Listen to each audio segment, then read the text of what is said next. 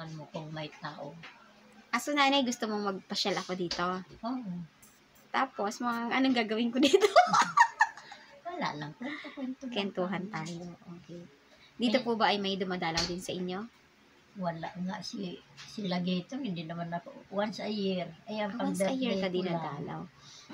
So, ayun mga ka-therapy, itong location po ni Nanay Berta ay mga 30 minutes to travel. 30 minutes mula doon sa bahay, maglalakad, tapos sasakay. So, kasi may traffic, ayan. So, 30 minutes ay mararating na itong bahay ni Nanay Berta at ay nagre-request po siya sa atin na siya po ay bigyan natin ng time para madalaw. Sige, Nanay. Huwag na sila. Ako nga. Ako nga, Nanay. Dadalawin kita dito pag may free time ako or may client ako nagpunta dito, didiretso ako dito sa bahay mo. No, ayan, blooming na blooming si Nanay. Ang ganda-ganda. Naka-makeup pa sa kanyang 80 years old. Ayan, ngayon lang natin nakatikim ng makeup yung mukha ko, kaya ang nangangat. ganda mo pala talaga, Nanay. Bumata ka. Kasi dati, sobrang payat na mukha mo. Maitim. Tumaba ako, no? Ngayon, maputi ka. Hindi ako lumalabas. Maputi, maganda, may alahas pa, bongacious. Nakahikaw pa. Ayan. Kaya lang, pag inaalis ko to kasi araw-araw naliligo ka, araw-araw ilalagay, yan. Kaya pagka inaalis ko, pagka ganyan lang, halimbawa, alis. Pero nakakaluto ka. Nakakapunta kang kusina. Or siniservisan ka nila ng pagkain? Dinadalahan ako dito. Minsan doon naman nakakalabas naman ako doon. Sa paliligo, nililiguan ka rin? Hindi. Dinadala lang nila ako doon sa banyo. Binibigyan ng upuan. Opo. Nakaupo ako. Ako na nagkukuskus. After maligo, tatawag ka na ng alalay, palabas? Oo. Kasi aanuhan na ako yung tutuyuin. Apo. Bibihisan. Minsan dito na ako nagbibihis. Pero nakakapagpanty na ako.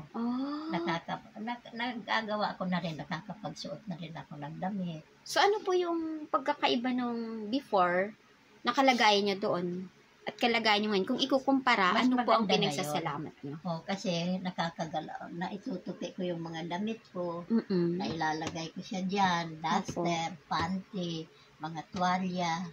Tapos dito naman yung mga short, mga yung mga ganyan.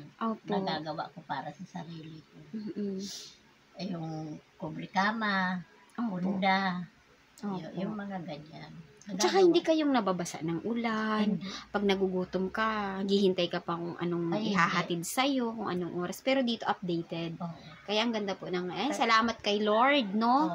Dahil nailagay ka niya sa maayos na kalagayan. Kasi ang iba na senior, kailangan pang kahit kuba-kuba na, walang makain, manlilimos, lalabas. Kayo po ay napakaganda ng kalagayan niyo ngayon. Nakita ni Lord talaga. Nakita talaga ni Lord kung ano ang para sa'yo. Ayan. Di ba sabi ko nga sa'yo, no? Kakanyan ako. Opo. Yan, naglilimos po si Nanay Berta noon nang hindi alam nitong mga anak niya dahil ayaw niya na humingi sa kanyang mga anak pero wala naman siyang source of income.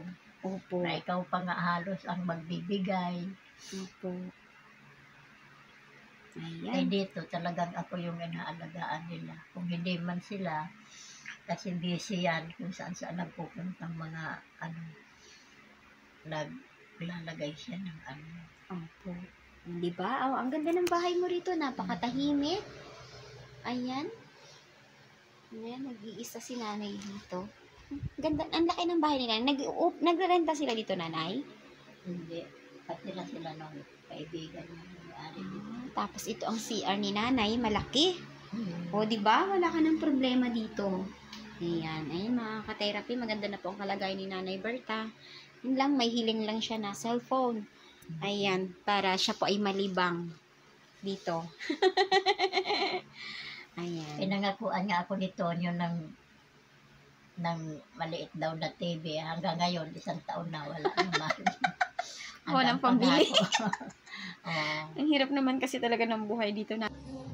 At At ayan nga po mga ka-therapy ay nakasama tayo ni Nanay Berta dito sa kanya pong ika-80 kaarawan. Isa po tayo sa kanya mga gustong makita sa araw po ng kanyang birthday. Ayan, happy birthday po kay Nanay Berta at maraming salamat po sa lahat po ng tumulong po sa kanila ni Grace noong mga panahong hirap na hirap po ang kanilang kalagayan. Maraming salamat po sa ating mga mahal na sponsor. Happy birthday!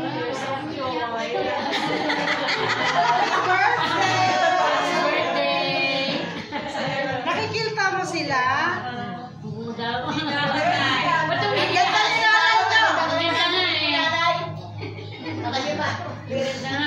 Smile, Nay! 80 years old na si Nanay. Kaya gusto namin bigyan ng magandang Favorite mo to, Nay? Kinuha ko lang. Sano? Ayan yun.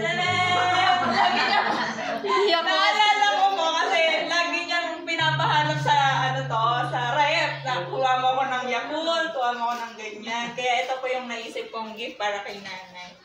Ayun. So, ang message ko po kay Nanay, hindi ko po kasi siya naalagaan. Kasi dahil may dalawa akong inaalagaan sa bahay. Pero yun, salamat po kasi naging blessing po talaga si Nanay sa church namin. Actually, nung dumating siya, ang dami nating, tulad ng kinikwento po ni Nanay Lawrence, na yung mga experience namin bilang isang walang kasamang nanay, walang kasamang mga matatanda or malalayo yung pamilya. Si Nanay ang nagiging example. Si Nanay ang nagiging example namin na paano ba gagawin namin pagdating naman ng panahon na kami naman yung matanda. So, salamat na sa buhay mo kasi dinala ka ng Lord dito. So, I pray na lagi kang masaya. Smile! Ay, happy birthday at sana Happy birthday, happy birthday, happy birthday to you. Okay, salamat po. So, happy birthday, Inay. May ano tayo? Yung lighter. Ito kay kuya mo. Ay, tara. Hawakan yung dalawang magkapatid dito. Kayong dalawang lalaki. Huwag kasi hihinga. Yung aircon. Huwag yung kasi hipan. Kayong dalawa, oh. Ayaw pa din. Ayan. Happy birthday! Oh, tingnan ko. Happy birthday! Agatin nyo na. Okay na. Okay, salamat. Dito nyo na. Ayan.